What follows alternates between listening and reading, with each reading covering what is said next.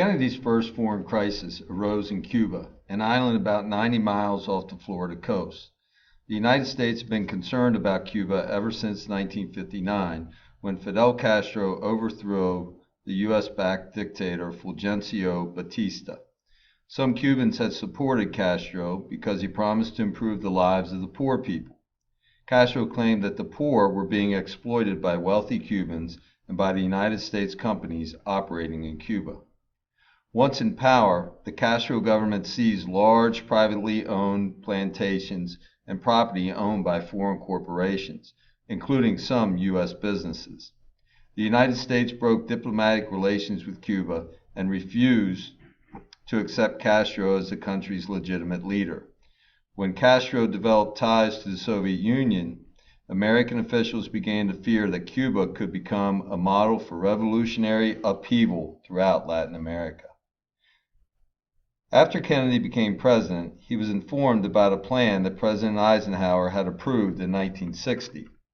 Under this plan, the Central Intelligence Agency, the CIA, was training a group of Cubans to invade Cuba and overthrow Castro. The training took place in Guatemala, a nearby Central American country. Kennedy and his advisors expected the Cuban people to help the invaders defeat Castro. Resistance to the plan soon surfaced, however, when Democratic Senator J. William Fulbright, head of the Foreign Relations Committee, learned of the scheme. He called it an endless can of worms. He warned the president, "To give this activity even covert support is of piece with the hypocrisy and cynicism for which the United States is constantly denouncing the Soviet Union in the United Nations and elsewhere. This point will not be lost on the rest of the world, nor on our own conscience. The Castro regime is a thorn in the flesh, but it is not a dagger in the heart." Senator J. William Fulbright, Memorandum to Kennedy, March 29, 1961.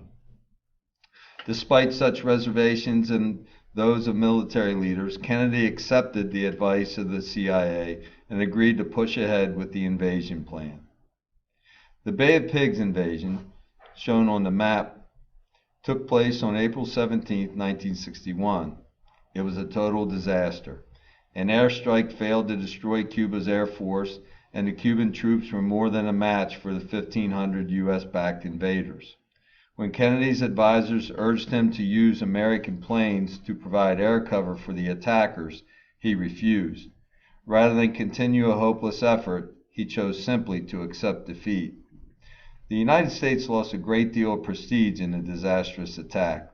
To begin with, the invasion was clumsy and incompetent. Furthermore, America's support of an effort to overthrow another nation's government was exposed to the world. The United States faced anger from other countries in Latin America for violating agreements not to interfere in the Western Hemisphere. European leaders who had high hopes for the new president were concerned about the kind of leadership he would provide.